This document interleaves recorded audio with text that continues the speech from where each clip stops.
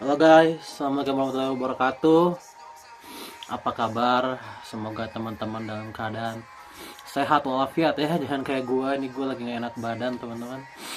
Lagi kurang enak, cuacanya lagi kurang bagus ya. Perkenalkan, gue Ajay, gue si netizen yang suka ngebahas bola. Pertandingan Australia menghadapi Indonesia sudah dekat ya, besok ya. Tinggal sehari lagi.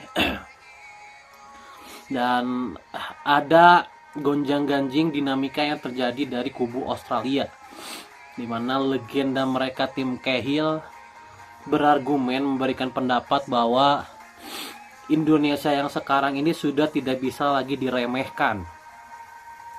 Muka Indonesia ini sekarang sudah berubah, di mana Indonesia ini sekarang sudah berada di level yang sama dengan Australia. Itu yang disebut oleh Tim Cahill.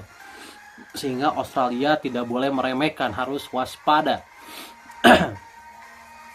Kemudian berbarengi dengan argumen itu, semua termasuk legendanya, termasuk Tim Cahill sendiri dan netizen Australia ini juga mempertanyakan pemanggilan pemain dilakukan oleh pelatih Australia ya, Popovic, dimana mereka banyak yang mengkritik soal pemanggilan pemain timnas Australia, dimana banyak sekali muka-muka lama yang sebenarnya masih available untuk dipanggil, tetapi tim pelatih memilih untuk tidak memanggil dan justru banyak memanggil pemain debutan.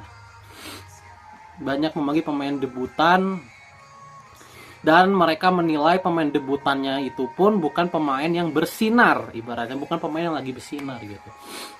Jadi itu dikritik ya oleh para netizennya Australia dan juga legenda mereka, dimana mereka juga menyebutkan bahwa tim kepelatihan ini seperti meremehkan FIFA Matchday kali ini, karena kan FIFA Matchday kali ini Australia hanya akan berhadapan dengan Cina dan Indonesia, yang bisa dibilang adalah dua tim yang memang dari awal tidak diunggulkan. Jadi para legenda ini, para netizen ini, itu mereka memberikan kritik kepada tim pelatih ini. Dan itu make sense ya. Kenapa? Karena kalau gue lihat dari susunan pemanggilan pemain yang dilakukan oleh timnas Australia, kan gue udah jelaskan di video sebelumnya, 20 pemain timnas Australia yang biasa mengisi skuad timnas Australia ini tidak ada gitu di skuad. Jadi ini pun sebenarnya menjadi pertanyaan, apakah semuanya cedera? Kan nggak mungkin juga gitu ya. Apakah semuanya bermasalah? Kan tidak juga gitu kan. Seperti yang lagi rame itu tidak dipanggilnya No Story Irakunda, padahal Irakunda ini sudah sembuh dari cederanya. Ini dipertanyakan oleh para netizen Australia, dan juga mereka juga melihat kualitas timnas Indonesia yang sekarang. Itu mereka menjadi khawatir Indonesia ini bisa mencuri poin di kandang Australia, karena Indonesia sekarang sudah diisi oleh pemain-pemain yang berkualitas. Bahkan secara value pun, secara value ya, value pemain, bahkan Indonesia sekarang value-nya ada di atas Australia, karena Australia banyak sekali tidak memanggil pemain-pemain yang biasa masuk ke dalam skuad. Jadi itu dinamika yang terjadi di sepak bola Australia sekarang. Dan segala dinamika ini tentu saja menjadi keuntungan ya untuk timnas Indonesia secara faktor psikologis. Karena hal-hal seperti ini kan biasanya mengganggu kesiapan dari timnas Australia. Tapi kita pun ya sebagai supporter, juga sebagai timnas sendiri, gue harap bisa tetap fokus. Kemudian para supporter juga jangan sampai meninggikan ekspektasi. Supporter jangan sampai meninggikan ekspektasi.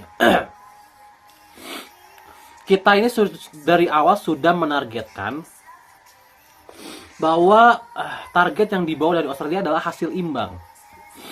Jangan karena kondisi ini kita terlalu muluk-muluk mencari kemenangan. Karena apa? Australia is Australia, teman-teman.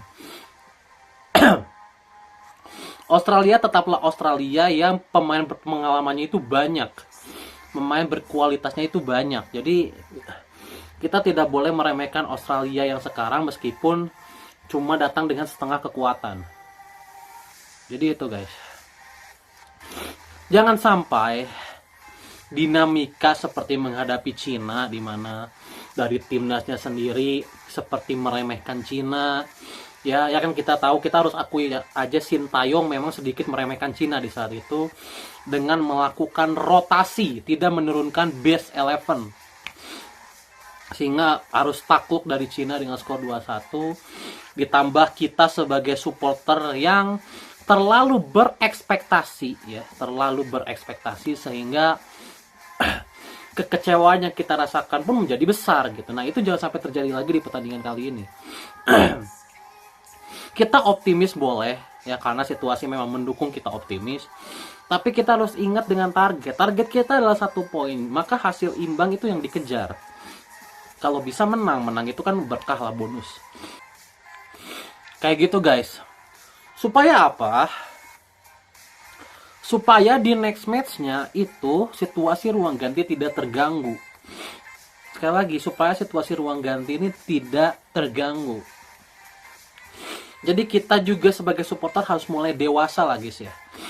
Semakin kuat lawannya, maka ekspektasi yang kita berikan kepada timnas juga harus lebih ditahan. Semakin tinggi prestasi timnas sekarang, semakin dewasa juga kita menjadi supporter. Karena apa?